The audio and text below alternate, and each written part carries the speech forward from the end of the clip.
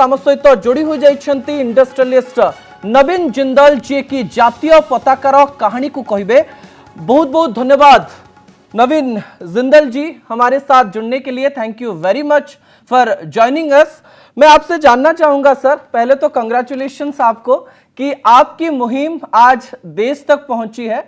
मैं जानना चाहूंगा 1995 से 2004 का जर्नी, आपने एक लंबी लीगल फाइट लड़ी इस तिरंगा के लिए, तो आपको कैसा फील हो रहा है कि आपके इस लीगल फाइट के बाद आज हर घर तिरंगा मना रहा है Bharat? So, thank you so much for inviting me here. आज जो है ये 30 साल हो गए। मैं 1992 से मैंने ये संघर्ष शुरू किया था। 1992 में, आज से 30 साल पहले मैंने ये सपना देखा था कि हर घर में देश का सबसे पावन प्रतीक हमारा तिरंगा झंडा फहराना चाहिए। क्योंकि जब कोई भी व्यक्ति तिरंगे झंडे को दर्शाता है, फहराता है, तो अपने मजहब से ऊपर उठकर, अपने राजनीतिक दल से ऊपर उठकर, अपनी जाति से ऊपर उठकर वो केवल यही दर्शाता है कि वो एक सच्चा भारतीय है, उसे देश से प्यार है। और तिरंगा झंडा हमेशा हमें देश के प्रति अपने कर्तव्यों की याद दिलाता है। तो इसलिए इसमें बहुत, जैसे आपने कहा कि 95 में मैंने एक केस किया दिल्ली हाई कोर्ट के अंदर, और उसके बाद फिर ये केस जो है लगभग 9 साल लंबी कानूनी लड़ाई के बाद 23 जनवरी 2004 को उच्चतम न्यायालय ने एक ऐतिहासिक फैसला सुनाया, जिसके अंदर उन्होंने ये घोषित किया कि तिरंगा झंडा दर्शाना, हर रोज दर्शाना, हमारी वाक और अभिव्यक्ति की स्वतंत्रता का एक अभिन्न अंग है। यानी कि freedom of speech and expression के अंतर्गत, जो कि हमारा एक फंडामेंटल राइट है, उसके अंतर्गत ये आता है। और हर व्यक्ति हर रोज तिरंगे झंडे को, इसको लहरा सकता है, इसको दर्शा सकता है जी। तो इसके लिए बहुत लंबा समय लगा, और तब से 2004 में हम केस जरूर जीत गए, लेकिन लोगों को बहुत डर लगता था कि झंडा दर्शाने में कोई त्रुटि रह जाए, कोई सरकारी ऑफिसर आकर के उनको रोकेंगे, मना करेंगे, कोई केस ना कर दे उनके ऊपर। तो फिर हमने फ्लैग फाउंडेशन ऑफ इंडिया बनाई, जिसके माध्यम से हमने कोशिश की कि हम ऊंचे ऊंचे झंडे हम पूरे देश भर में लगाएं।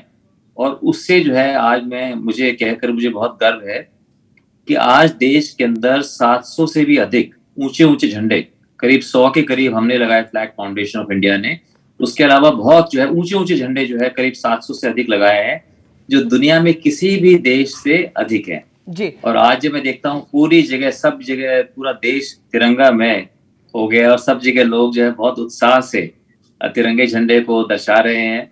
इसके लिए मैं आभारी हूँ केंद्र सरकार का, माननीय मोदी जी का, जिन्होंने इसको लोगों को प्रोत्साहित किया, और जो झंडा संहिता के अंदर जो बदलाव किए कि आप इसको किसी भी मटेरियल का, आप तिरंगे झंडे को, सिर्फ खादी होना जरूरी नहीं है, ये नायलन का हो सकता है, पॉलिएस्टर का हो सकता है, और आप दिन रात हर रोज, दिन में भी और रात में भी इसको दर्शा सकते हैं।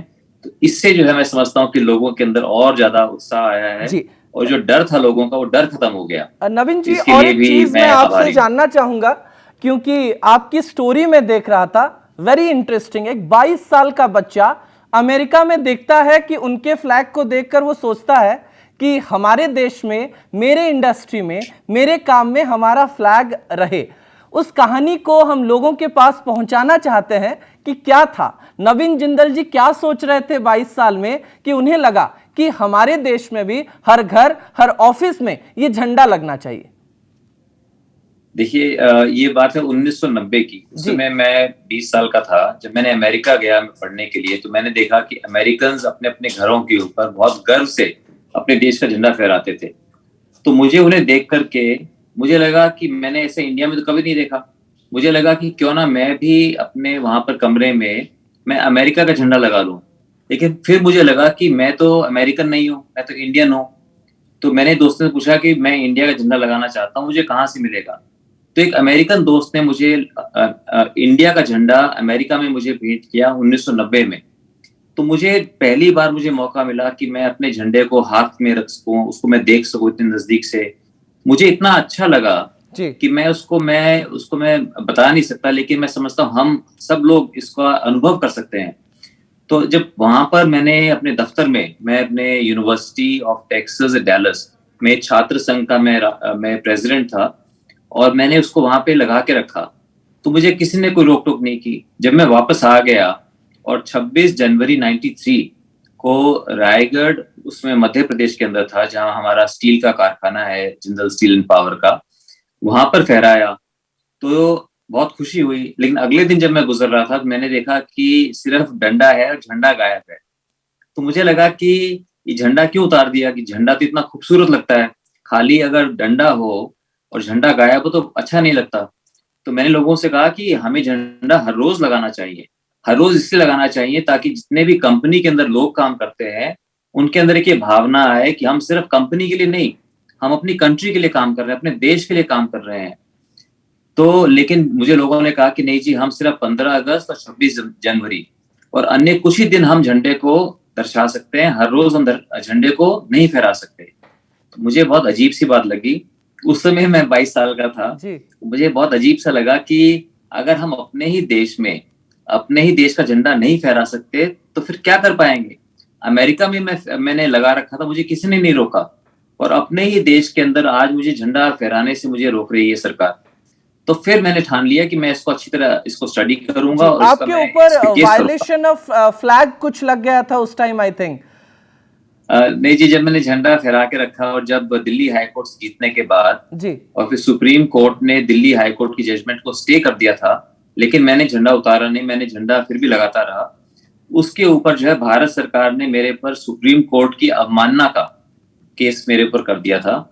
तो लेकिन हमने उसको फिर सुप्रीम कोर्ट में कहा कि हमने इसमें कोई अवमानना नहीं की है और हमारा सुप्रीम कोर्ट में जुडिशरी के ऊपर हमारा पूरा विश्वास है, हमारा पूरा, हम उनका सम्मान करते हैं, लेकिन हमें नहीं लगता कि हम कोई भी इसका उल्लंघन कर रहे हैं।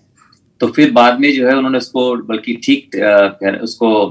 उसको ठीक समझा और उसके बाद जो है 23 जनवरी को एक ऐतिहासिक फैसला दिया जिसके अंदर झंडा दर्शाना हमारा, उसको एक मौलिक अधिकार उसको घोषित किया सुप्रीम कोर्ट ने। तो मैं बहुत आभारी हूँ कि सुप्रीम कोर्ट ने पहली बार हमारे सब देशवासियों को ये हक दिया कि हम हर रोज अपने देश के झंडे को दर्शा सकते हैं, उससे प्रेरित होकर अपने आप को देश के प्रति समर्पित कर सकते हैं। जी नवीन जी, आपको डर नहीं लगा? 9 साल की जर्नी, एक 1995 से लड़ा हुआ एक लंबी कानूनी सफर 9 साल बाद सही होती है। वो 9 साल कैसा गया आपको? कुछ सुनना पड़ा लोगों से, कुछ सरकारी कॉल्स आए आपको, ऐसे कुछ इंसिडेंट हुआ है जो आप हमको बताना चाहेंगे? जरूर। तो जी शुरू में जो है जब मैंने सोचा कि मैं इसमें केस करूं तो हमारे कंपनी के लोगों ने कहा कि कंपनी नुकसान में है, हमारा हर महीने 3-4 करोड़ का, उसमें छोटी कंपनी थी, 3-4 करोड़ का, मैं आपको बात कर रहा हूँ 94 की जी। तो उन्होंने कहा कि जी कंपनी में नुकसान है, हमारे काम वैसे भी नहीं होते, आपने अगर सरकार के ऊपर केस कर दिया तो फिर हमारे कोई भी काम नहीं होंगे। तो फिर मैंने पिताजी श्री ओपी जिंदल, उनसे मैंने प्रेरणा ली। उन्होंने हमेशा यही बताया, उन्होंने हमेशा हमें यही शिक्षा दी कि हमारे जीवन में संघर्ष लिखा है और अगर हम ठीक काम के लिए संघर्ष करते हैं तो हमें ईश्वर का वरदान भी है कि हमारी उसमें जीत होगी।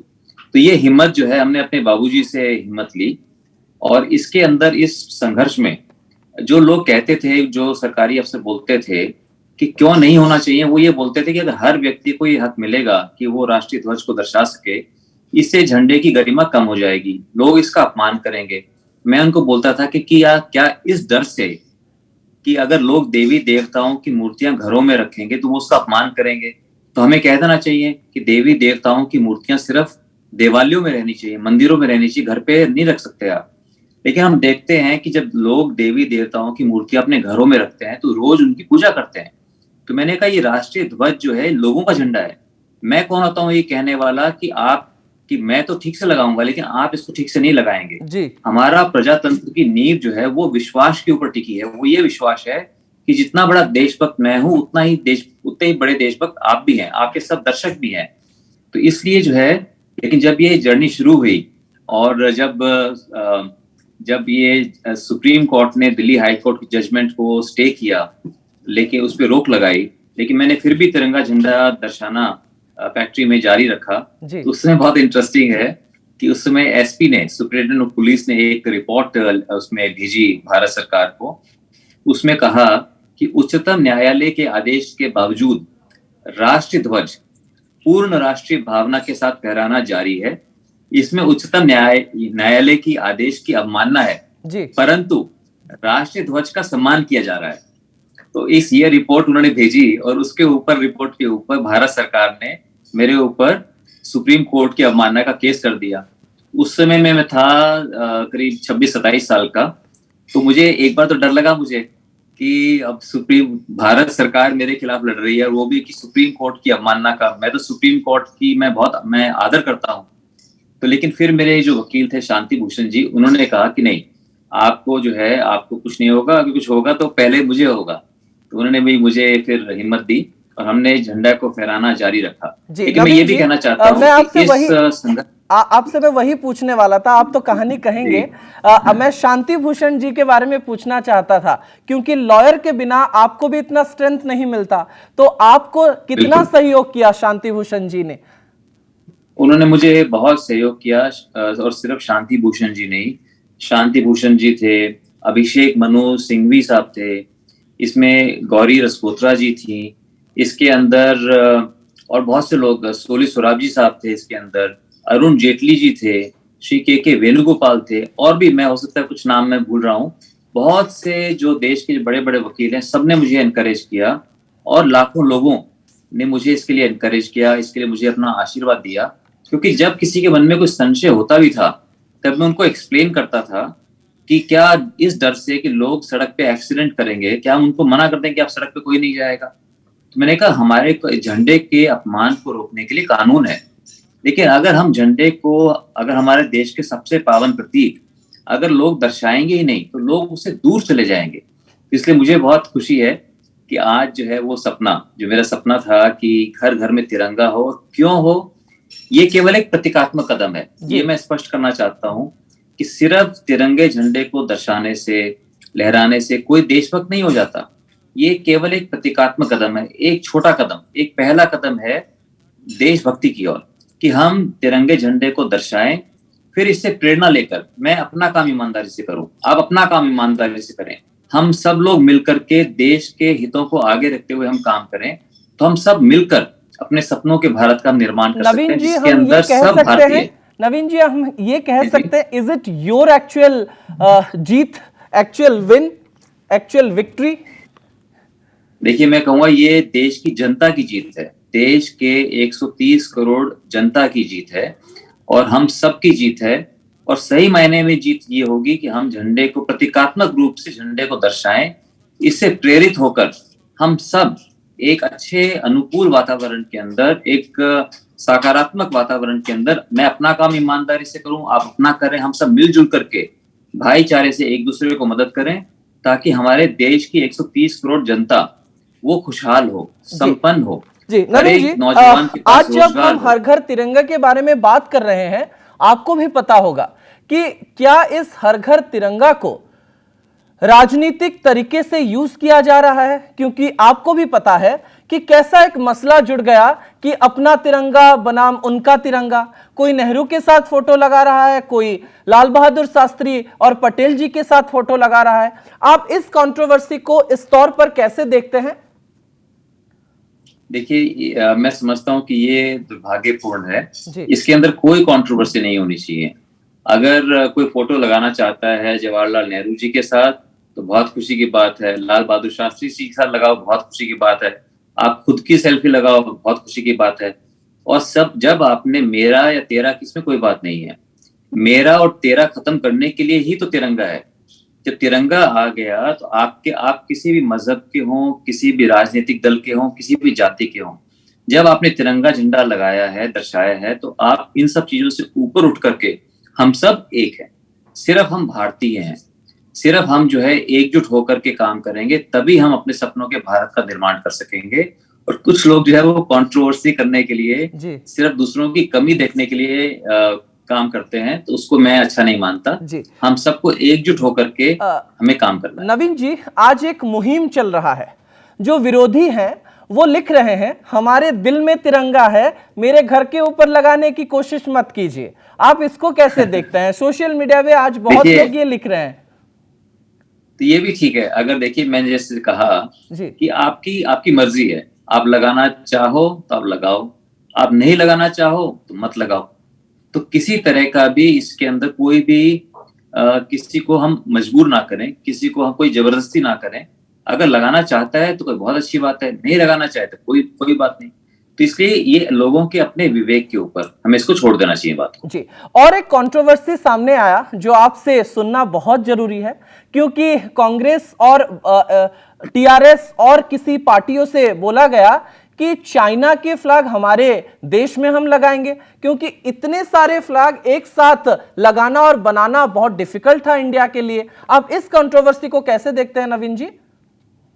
देखिए, ये भी कोई कंट्रोवर्सी नहीं है। अगर किसी चीज की एकदम से अगर झंडों की जो डिमांड है वो 1000 गुना हो गई, एकदम से जगह जगह पूरा देश जो है आज तिरंगामय हो गया, तो अगर उसके लिए किसी और देश से हम किसी एक व्यक्ति, किसी एक पर्टिकुलर देश का नाम क्यों लें, चाहे वो चीन से आए, चाहे अमेरिका से आए, चाहे वो रशिया से आए, चाहे किसी भी देश से आए, अगर आज हमें किसी चीज की जरूरत है, चाहे वो कोई दवाई की जरूरत हो, चाहे कोई अनाज की जरूरत हो, चाहे झंडे की, चाहे स्टील, जो भी चीज की अगर आज देश को एकदम से अगर आवश्यकता है, अगर बाकी किसी देशों से आ गया तो इसमें कोई बुरी बात नहीं है, क्योंकि ये जो डिमांड है आगे चल के रहने वाली है। और मैं समझता हूँ जब लोगों को झंडे की जब डिमांड है, जब लोगों को एक बार आदत हो जाएगी, ये जो अभी सरकार का जो कैंपेन है वो है सिर्फ 3 दिन का, कि हर घर तिरंगा सिर्फ 13 अगस्त से 15 अगस्त तक लगाया जाए जी। मेरी जो मुहिम है वो है हर घर तिरंगा, हर दिन तिरंगा। क्यों ना हम झंडे को, अपने राष्ट्रीय ध्वज को हम हर रोज इसको दर्शाएं। और मेरा ये मानना है कि जब लोग इसको 3 दिन लगाएंगे तो उसके बाद उतारेंगे नहीं, जब उसको उतारेंगे वो तो उनको सूना सूना लगेगा, तो वो इसको हर रोज को लगा के रखेंगे। जब लगा के रखेंगे तो झंडों को बदलना भी पड़ता है, और देखा देखी और लोग लगाना चाहेंगे तो झंडों की डिमांड बढ़ेगी, और जिससे हजारों उद्यमी, हजारों लोग जो है भारत के अंदर झंडों को बनाएंगे, और यहाँ पे खुद जब सप्लाई बढ़ जाएगी तो हमारे को आयात करने की कोई आवश्यकता नहीं रहेगी जी। नवीन जी, आपने एक बहुत इंपॉर्टेंट बात बोली कि जब तिरंगा है तो उसके सामने मैं ईमानदारी से काम करूंगा। आपके पीछे भी एक तिरंगा हमें दिख रहा है, तो आपको क्या लगता है कि तिरंगा अगर किसी के पास है, किसी के घर के ऊपर उड़ रहा है, तो कहीं ना कहीं कोई भ्रष्टाचार करने से पहले 10 बार सोचेगा कि मैं तिरंगा देख रहा हूं और मेरे से करप्शन अगर हो जाए तो गलती हो गई है और मैं करप्शन नहीं करूंगा? देखिए, मेरा तो यही विश्वास है, 10 बार नहीं सोचेगा तो कम से कम एक बार तो जरूर सोचेगा जी। कुछ ना कुछ तो बदलाव आएगा। तो मेरा ऐसा मानना है कि इससे देश में बदलाव आएगा, देश के अंदर एक क्रांति आएगी कि हम सब जो है गर्व से हम कहेंगे कि हम सब एक हैं। और मैं आशा करता हूं कि इससे ये अच्छे बदलाव, सकारात्मक बदलाव देश के अंदर, देश की जनता के अंदर, देश की सरकारों के अंदर उसमें आए जी। लास्ट में मैं कुछ बातें आपसे जानना चाहूंगा। राष्ट्रवाद, इस शब्द को लेकर आजकल देश में बहुत कुछ चल रहा है। आपके लिए, नवीन जिंदल जी के लिए पैट्रियोटिज्म क्या है? आप पैट्रियोटिज्म को कैसे समझते हैं नवीन जी? मेरे लिए पैट्रियोटिज्म, राष्ट्रवाद बहुत सरल है। वो जैसे कि मैंने कहा कि मैं अपना काम अच्छे ढंग से करूं, ईमानदारी से करूं, और आप अपना काम करें, क्योंकि दूसरे के कामों में कमी निकालने से कुछ नहीं होता। मुझे अपना काम, मुझे एक अच्छा उदाहरण देश के सामने पेश करना है। मैं अपना काम ईमानदारी से करूं, राष्ट्र के हितों को आगे रख के करूं, आप अपना करो। सब लोग मिलजुल करके अपना अपना खुद का काम अच्छे से करें, एक दूसरे को मदद करें, एक सकारात्मक वातावरण देश के अंदर बने, तो मैं समझता हूं कि वही सबसे बड़ा राष्ट्रवाद है, और वही उसी के अंदर देश के लोगों की भलाई है जी। लास्ट में मैं आपसे हमारे देशवासी और उड़ीसा के वासी के लिए जानना चाहूंगा कि तिरंगा के बारे में आप क्या कहेंगे, और जो लोग इसको विरोध कर रहे हैं उनके लिए क्या कहना चाहेंगे? देखिए, उड़ीसा मेरी कर्म भूमि है जी। और मैं बहुत समय, मैं हर महीने मैं उड़ीसा आता हूँ, कभी कभी 2-2 बार भी आता हूँ। और जो अंगुल में कारखाना लग रहा है, मैं समझता हूँ कि वो एक बहुत बड़ा, एक नेशनल एसेट, एक राष्ट्र की संपत्ति वहां पर बन रही है जी। हमारा सपना है कि अंगुल उड़ीसा के अंदर हम विश्व का सबसे बड़ा स्टील प्लांट हम वहां पर लगाएं, जिसके ऊपर हम सबको गर्व हो सके। और इसको लेकर के उड़ीसा के अंदर जो लोग हैं, उड़ीसा के लोग बहुत देशभक्त होते हैं, और बहुत उन्होंने देश के लिए बहुत कुछ किया है। और मैं समझता हूँ कि तिरंगा झंडा जो है फहराना एक प्रतीकात्मक कदम है। हमें इसको जो भी करना चाहे इसे, मैं तो अपील करूंगा लोगों से, प्रार्थना करूंगा कि इसको दर्शा करके जो उमंग, जो जोश ये हमारे जीवन में भरेगा, उसका अनुभव करें। जी। अगर अच्छा लगता है तो करें, और कोई नहीं करता तो वो भी उतना ही बड़ा देशभक्त है। ये कोई देशभक्ति का पैमाना नहीं है कि किसने झंडा लगाया, किसने कितना बड़ा झंडा लगाया, किसने कितने झंडे लगाए। ये आपके विवेक के ऊपर है, आपके मन के ऊपर है, जैसा आप करना चाहें। तो इसलिए जो है उड़ीसा जो है एक मुझे बहुत वहाँ के लोग अच्छे लगते हैं। हमें उड़ीसा के अंदर लोगों से बहुत प्यार मिला है, बहुत हमें सहयोग मिला है, और हमारा यही मकसद है कि हम लोग मिलजुल करके उड़ीसा का विकास करें, देश का विकास करें। जी, thank you very much Naveen ji. It is electrifying and adorable to talk to you. बहुत अच्छा लगा आपसे बात करके। और 75वां जब महोत्सव हम मना रहे हैं और आप तिरंगा के लिए, हमारे देश के लिए इतना कुछ किया, थैंक यू हमें समय देने के लिए।